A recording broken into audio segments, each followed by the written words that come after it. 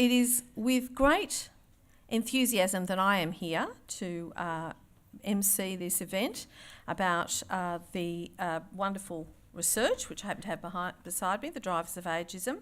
I think it's very timely, certainly for me, but indeed, given our ageing population, it is an issue whose time has come.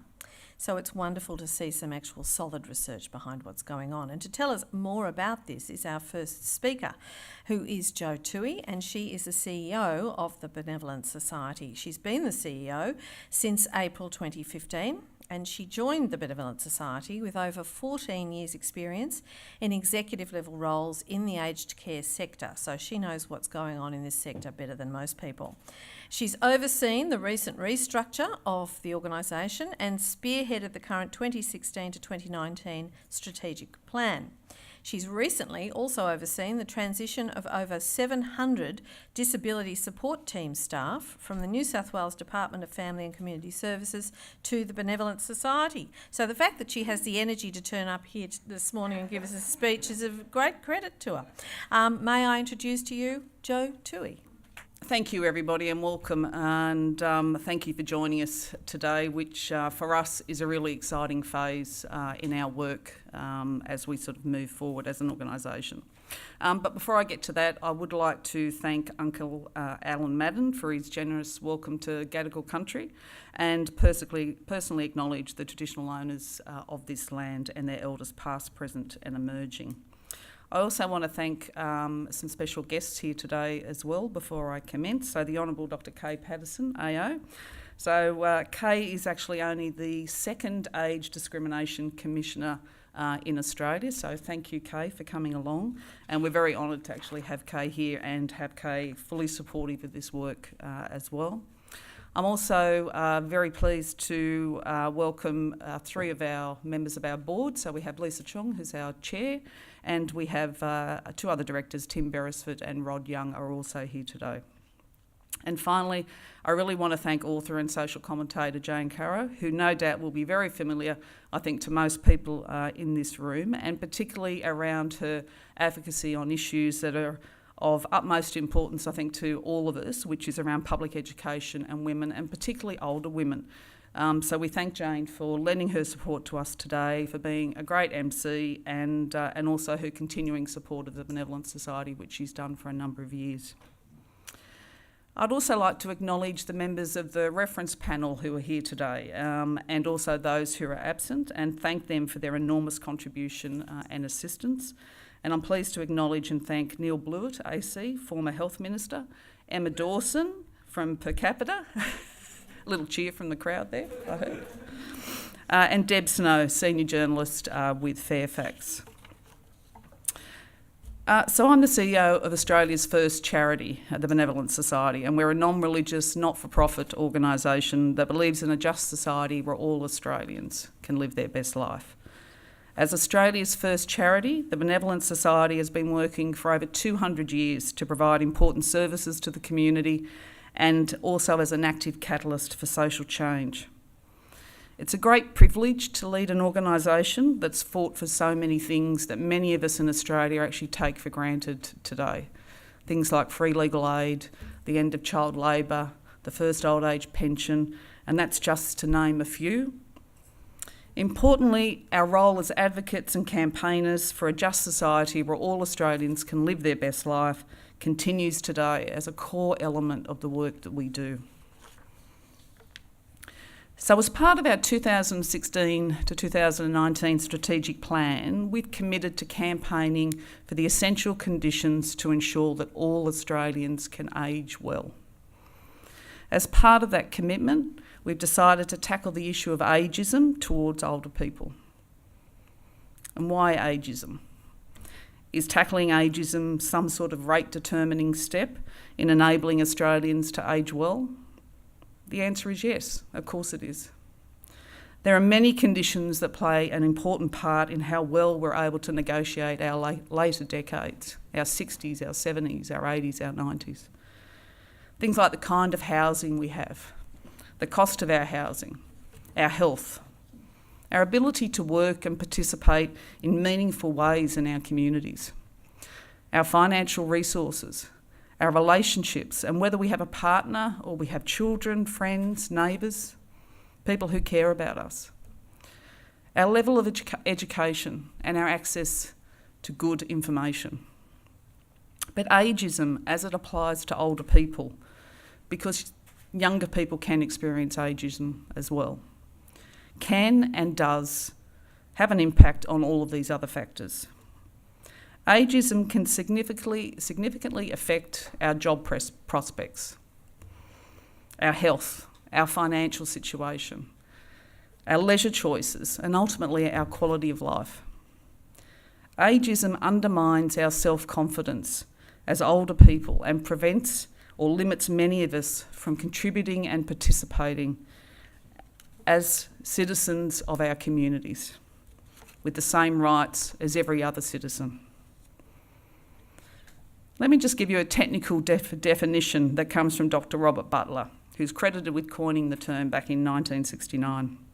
So as it applies to older people, ageism has three components: prejudicial attitudes towards older people, old age, and the ageing process. So older people are slow. We're very unattractive, apparently, and quite dithery. We're bad at technology. We don't care about younger people. And something which we've seen quite a lot of in the press, particularly in the last 12 months, is that we hog every piece of real estate in Australia. Discriminatory practices against older people, not being offered certain healthcare treatments, being denied jobs or insurance policies just because of our age. Institutional practices and policies that perpetuate stereotypes about elderly people. Look no further than our own country's intergenerational reports that largely deny the economic contributions of older people to this country and instead focus entirely on the terrible burden that the older population represents. Now let me paint the picture for you in a different way. When the shop assistant in JB Hi-Fi ignores you or just smiles at you affectionately because you're one of those dithery old people, because you don't look like the sort of person who would actually be interested in a hybrid laptop. When you can't get travel insurance to visit your family because you're 80 years old. When the doctor tells you or your children, because we know doctors tend to talk to somebody else when you're an older person, even though I'm sitting in the room, that there's no point treating you for depression because it's pretty normal for older people to feel depressed. That's ageism. When the only images you see of people over 50 in advertising are for life insurance, funeral homes, aged care or retirement villages, or cruises, that's ageism. When you are told kindly or not so kindly by a recruiter that you're probably overqualified, or that the employer is looking for someone who will be a good fit with a younger team, or perhaps for someone who's dynamic, because none of us sitting in this room could possibly be dynamic as an older person, that's ageism. When the political language that older people is almost exclusively alarmist, focusing on the threat represented by the grey tsunami, the economic burden of pensions and the health budget, that's ageism too. Ageism in its various forms and expressions, many of which are so entrenched and so subtle and so accepted, even by ourselves, that we barely notice them, is indeed something that needs to be addressed if we actually have a hope of ageing well. So the Benevolent Society is going to take this issue on, and we're in the early stages of building a coalition of supporters and stakeholders who will be joining forces with us in a campaign that we'll be launching next year. We're not the first organisation to identify ageism as the focus for an information and an advocacy campaign, and we will not most certainly be the last. But what we will be is smart and persistent and sustained in our efforts. As I think Commissioner Patterson agrees, there's been a lot of wonderful work from the Australian Human Rights Commission and from other agencies, both here and in other countries over recent years, to address ageism and age discrimination. But they've largely been limited by a lack of scale and longevity. This issue isn't easy, and any campaign to tackle such entrenched attitudes and beliefs needs to be large-scale and sustained over a substantial period of time. So that commitment to longevity and ensuring we have the means to deliver it over at least the next 10 years is a key plank for us. But the other element that is crucial, if we succeed in shifting some of these really entrenched attitudes and belief, is strategy. We need to be smart about how we do it. And I guess that's at the core of why I'm standing here in front of you today. In order to give this very big, ambitious goal its best chance of success, we needed to make sure that we really understood what we were dealing with. What lurks deep within the outside expression of these ageist views and assumptions and beliefs?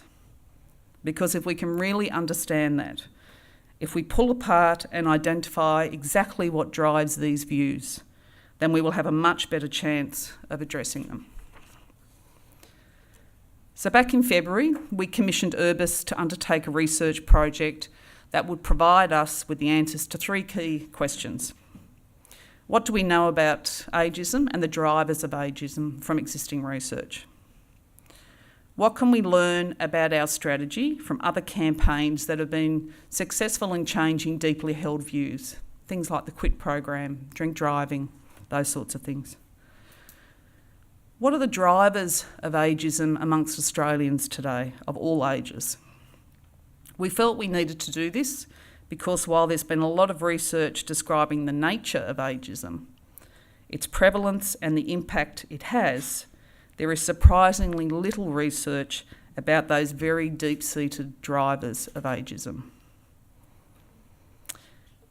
I'd like to acknowledge that we have Dr. Caroline Tomacek. Where's Caroline? There she is. Yep. The Associate Director at Urbis, who is the principal author of this research, and she's here with us today. I'd also like to extend our thanks to you, Caroline, and to your colleagues, Director Alison Wallace and National Research Director Dr. Linda Curti, neither of whom could be here today, for the outstanding job that you have done with us. I'd also like to acknowledge once again the enormous efforts of the reference panel, comprised of a very eminent group of stakeholders, policy and advisory experts and practitioners throughout the research phase, while also offering a diverse forum for the researchers to test ideas, findings and directions. So what did we learn from this research? Here's our newly hot off the press report. We learned from the literature review that there is a wealth of evidence linking negative attitudes and beliefs about ageing and about older people with poorer experiences of growing old. Exclusion and the sense of isolation that can result in turn can have quite significant impacts on emotional and also physical well-being, including our longevity. Pervasive negative stereotypes affect the way older people see themselves and how we view other older people. The cognitive and physical performances of older people, their ability to recover from disease, their health behaviours and their decisions to engage in cognitive, social or physical activity and even to seek medical assistance. And it does impact on their longevity. We also learned from both quantitative and qualitative research with around 1,400 Australians of all ages that many of the beliefs and assumptions that we have about older people and what it means to grow old are myths, misconceptions, or just simply wrong. There's a very strong perception, for example, that as you get older, as an older person, your only option is to end up in an aged care facility. And we all hear it talked about with family and friends and our grandparents, as though it's a given when you reach a certain age. And people are extremely fearful of that. And yet the reality is that only around 7 to 8% of older people in Australia actually do reside in an aged care facility at any given point in time. most people actually continue to live independently and in their own home in their communities. So this fear is largely irrational. Many people likewise fear decline in physical and cognitive health, and yet the vast majority of people over the age of 65 report their health as actually good or excellent. The message that's come through loud and clear from this research is that many of the negative beliefs and assumptions about ageing and older people that are at the root of our fears about ageing and that are ultimately blocking our ability to live well and flourish as we age are just simply not true. And if we can harness the learnings and the skills and the knowledge we have about changing beliefs and behaviours at all levels, both as individuals, as a community, government, business policies, for example, then we have the chance of redefining what it means to grow older and reap the benefits of living longer, healthier lives. We've gained a wealth of information from this research project, and we will continue to draw on the rich data that we have. This report we have published here today is a summary of the key findings of our research and some of the key steps we need to take in order to positively change the experience of ageing and being older for all Australians. We've not published the full research in paper form. It's a very large document, and it comprises a full literature review, the findings of the quantitative study with over 1,300 Australians of all ages, the findings from the qualitative study, which are the focus groups, again, that we held with Australians of all ages. But you can certainly read all of this material online at the website, which is on the screen there. And you can download the full report and each of the elements individually.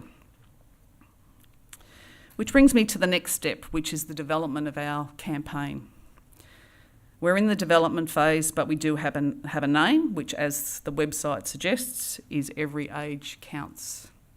And when we were thinking about a name for the campaign, I do remember the time. Where's Marlene? I think it was Marlene and Kirsty sitting in my office. We got very excited by this name.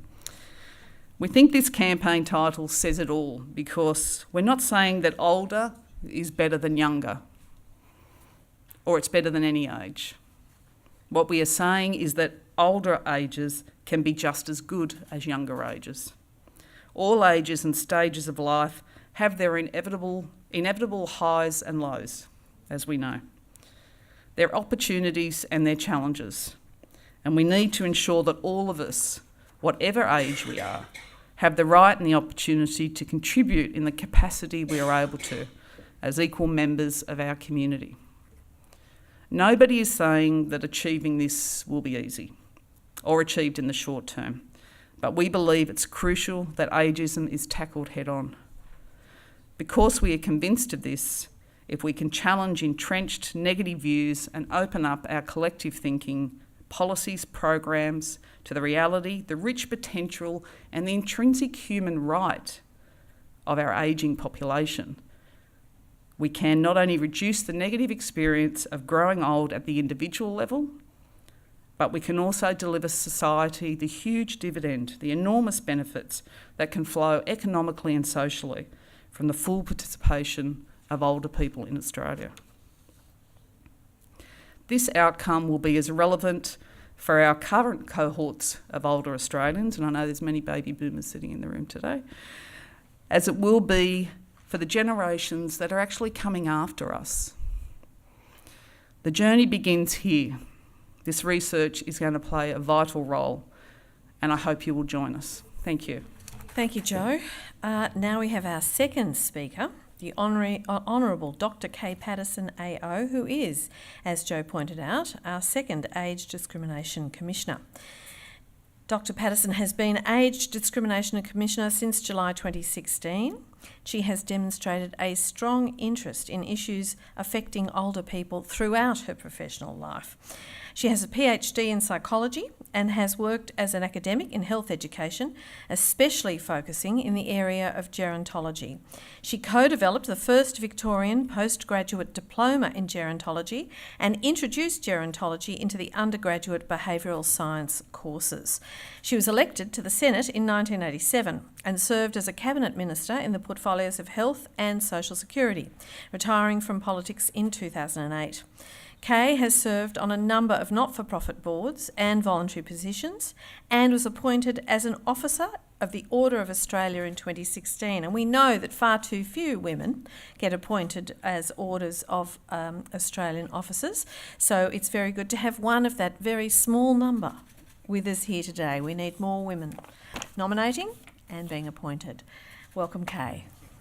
Thank you very much, Jo. And I'm sorry, Uncle Madden isn't here Uncle Alan isn't here at the moment, but I appreciate very much his welcome to country. It does, I think his father said, where there's a will, there are relatives. My mother used to say, nothing thins blood faster than money. And in this job, I've realised how true that is when we're looking at elder abuse. I want to say thank you to the Benevolent Society and to Jo for the initiative in identifying ageism as a project and an issue to be addressed, and for committing to tackle it. When I was first teaching health science students in the mid-70s, and early 80s, we had one professor of geriatric medicine in Australia and no professors of gerontology or people teaching gerontology. I went to University of Michigan and to Penn State to actually try and find out what they were doing, and actually Butler was very much in the news at that time when he actually was talking about ageism in the States. And really it was a very new area, and my clinical colleagues in the health sciences said, oh, look, they do geriatrics. And I said, well, they do child development. Why do they do that? Why do the health science students do child development? They said, oh, because they need to know about the well child. I said, well, equally, they need to know about the well older person. Because as families get smaller and young people have exposed to fewer and fewer older people, they do end up with some ideas that are based on maybe one grandmother or grandfather who's not well. And I actually had older people come in and talk about their experience. One of them was a friend of mine's mother who'd got married at 75 to a widow, and she was widowed, and they moved into a house together, not to be in the house that they'd been with their previous partners. Well, I had a double-headed shower in the bathroom. Now, I'm not going to give you all the details of what she said to the students, but that rocked their socks because their parents didn't have touch from each other, and their grandparents even less likely to have any sort of relationship physically. And it was to talk to them about when they have an older patient. It's not a hip or a liver. It's a human being who is an older person who's got a life experience, who's loved, who still loves, who's a grandparent, and all the things that they ought to think about their patients. And one of the lovely things is, and I think this is something we need to think about in this campaign, is to get deep changes. And I'm looking at how do you get deep changes in the human resources recruiting agencies? How do you get deep changes in medicine? How do you get in health? How do you get deep changes in all the areas that we need to combat ageism? And it was fascinating to me just a couple of last week, when somebody came into my office and said, I've got greetings from 3 people for you. And I said, oh, thank you very much, down in Melbourne. And she said, I've got 3 people who did the first intake of your diploma of gerontology, and they're working in our council still on the area of ageing. And I thought, that's the deep change we need. That's the change that we need that's going to actually really make differences. We need some surface change, but we also need some deep change. So that's really important, I think, to look at those things and see how can education play a part in changing attitudes of people who intersect with older people, pharmacists, doctors, recruiters. I'm really aware, from my previous experiences, but also from this job, about the impacts of age discrimination on a range of areas. Now, earlier the Commission did some work with Susan Ryan, whose shoes are very big to fill. They found that older Australians are subject to a number of negative stereotypes and assumptions, and these in turn fuel discriminatory attitudes and behaviours that can be manifest in a range of different contexts. It can lead to experienced and capable people, as Jo said, being cut out of the workforce, and discrimination at all stages of employment. It can mean older people are invisible or portrayed negatively in media and marketing campaigns. and I happened to be watching the Gruen transfer last night. Did any of you see the Gruen transfer last night? There was quite a section of ageism in there where they were joking, but there was a lot of myths and a lot of ageism underneath that joking. And had I not been speaking today, I might have got up early this morning and rung up the producer, because I do think it was quite ageist. And I remember some time ago, when I was still in Parliament, they had a 100-year-old woman swimming 55 metres at some mature age athletic event. And this person said, oh, well, you know, she swam the 55 yards and she was more wrinkly when she got out than she went in because it took her so long. I was so incensed. I'm on the telephone to the producer saying it was absolutely outrageous. How many of their people could swim 55 metres anyway? And she was 100 years old, and it was fantastic. But it was this absolute mocking of this person who'd, at 100, swum 55 metres. I've been working with a young woman in Victoria, and I hope to see her come to Sydney and do the same thing. She started with, in my local area, 10 young people painting a portrait and interviewing and talking to 10 centenarians. And when I opened her little exhibition in the Kew Festival, there were 122 centenarians in 1976 in Australia. There were 85 in my local council area when we actually were doing the opening. For Seniors Week next week, on the 8th of October, she's opening an exhibition of 100 students, having painted 100 old centenarians, and she hopes to come to Sydney and do the same thing. And they're the sorts of things, I think, where she's encouraging young people to talk to older people. I was recently talking to a young woman who runs a program where she gets young people to go in for 6 weeks and talk to and write a story about older people in the nursing home. And then they measure their attitude change afterwards. Quite significant changes. So here's 2 very young people. I'd love to make them ambassadors against ageism, because and I'm sure there are lots more. So we need to enlist young people in this battle too, because they're the ones who are going to create the culture for the future. So we know there's lots of evidence about ageism and its various forms and settings, and we know negative perceptions about ageing and older people affect the health and well-being of that cohort and undermine the ability of people to age well. And what we don't know as much about is why these negative perceptions and beliefs are so entrenched and difficult to change. And I have to admit, myself, my mother was living in America. She came back to live in Australia, and I was working in Canberra and Melbourne, and I thought it'd be much easier as an only child to have her in Melbourne or Canberra, and started to organise her and boss her around. And she said, I'm going back to my magpies and my gum trees. She grew up in Candelo in the South Coast, and she was determined to go back there. And suddenly I thought, all the stuff I'd learnt and was teaching, I should heed. And I think some of us are guilty of this ourselves, of thinking we know best for our parents. It was much better for her to be in that little township where she had cousins nearby, and she got herself ensconced into the community. And when she was sick and she was dying, the whole community came in around her. Wouldn't have happened in downtown Camberwell or Curtin in Canberra as easily, if at all. So I think we all have to try and look at our own ageism, and especially the way we sometimes treat our parents as children, because it's got to start with us.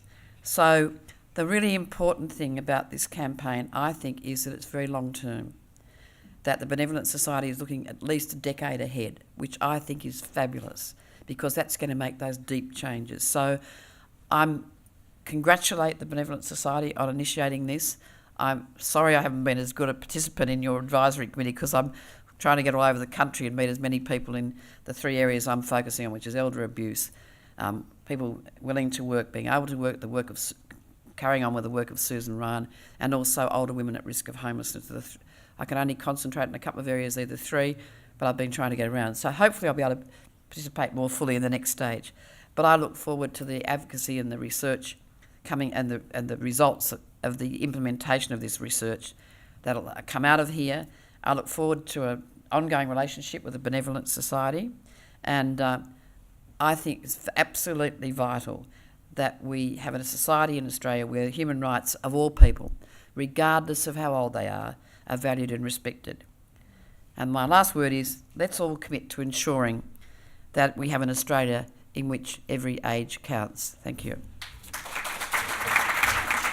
It's a lovely video and sends some really fantastic messages. It's interesting. I sort of think about listening to that and hearing about the participation, and so much of it resonates with so many of the things that I've taken on as causes, particularly feminism and women's participation. And I started to think about what is behind stereotypes, what is behind prejudices, whether it's of older people, of women, of people from different racial and ethnic backgrounds or with different sexual orientations. What is it that drives fear and stereotypical attitudes and behaviour? And I thought, it's when we overemphasise difference, when we actually concentrate on what it is that makes us different from one another, instead of emphasising what it is that we have in common. Because really, feminism is a fight by one half of the human race to get taken seriously by the other half. And that is just a human desire. We all wish to be taken seriously. That is what we mean when we say we respect people. And I think when people get older, one of the things that they notice particularly is they get taken less and less seriously.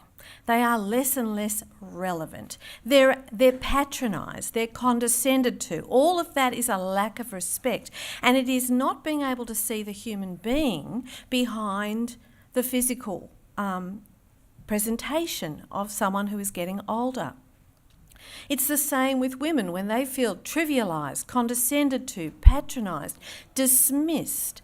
That's because whoever's doing it is unable to see the human being for the woman. They see woman first and person second. My passion about feminism all my life has been that I wanted to be seen as a person first and a woman second. And I think in the debate today, and I'm sorry to bring it up because I'm sure you're all sick of it, around same-sex marriage, is again this emphasising of the difference rather than the similarity. And in fact, yes, of course, we're all different from one another. We are different ages, we are different genders, we are different sexual orientations, race, background, etc., etc. But we're all human beings. We're much more alike than we're different. I think we share something like 97.5% of our DNA with chimpanzees. So how different from human being to human being can we be? But one of the things that has created this hyper awareness of difference and a desire to police those differences, which you see, I think, quite often in our society, it has to be sheeted home, and I'm so glad you mentioned the Gruen transfer, Kaye. I'd just like to tell you all I haven't been on it for 5 years, so don't blame me, is advertising. Because one of the things that advertising has proved to be very adept at is emphasising our differences. It's dividing us into segments, market segments. And in fact, this whole idea of generations, Jo mentioned baby boomers in her presentation, and then we've got Generation X and Generation Y and millennials and Generation Z and I don't know, there's a million generations now. And I'm here to tell you that none of them exist. It's rubbish. Before the baby boomers, nobody ever divided people up into generations. Didn't happen. We were just people, citizens, voters. We weren't divided into different generations when we were, born. What happened was advertising agencies cottoned onto a good money spinner. They did research into a particular generation. The baby boomers were the first. They packaged it up and then they sold it to clients. But if you actually look at what goes on, when people talk about generation, what's the newest one now? The millennials. And they say things like, they haven't got any loyalty and they, pick things up and put them down, they're faddish, it's cool being young. That's what we did when we were young too. We used to demonstrate at the drop of a hat. Most of us didn't have a clue what we were demonstrating for. It was just exciting. And we were young and fairly daft and easily influenced. That's what it is to be young. And as you move through life, you will experience and change things because of what happens to you, and you gain wisdom and you become perhaps a little more conservative in some ways, but in some ways perhaps a little more daring, a little less likely to, as I said in that video, care about what other people think. So I think if we really want to do the deep changing that Kaye was talking about, in the same way that anti-racism campaigns, anti-sexism campaigns, the current campaign for equal rights before the law of LGBTQI people, are working to emphasise our shared humanity. Because in the end, we all feel the same emotions. And if we can connect on an emotional level, I'm always saying to clients, which may be why I don't have so many of them anymore, is, it's not ageism, if you get the emotion right, everybody will identify with your message. You don't need to show your target audience in your ad or in your movie or in your series. What you need to do is get the emotion right. Everybody is disturbed by The Handmaid's Tale. Everybody was intrigued and eventually disturbed by Big Little Lies. Everybody was engaged and involved with the West Wing, from 16-year-olds to 86-year-olds. My message is we need to start concentrating on what makes us the same rather than going around all the time banging on about what makes us different.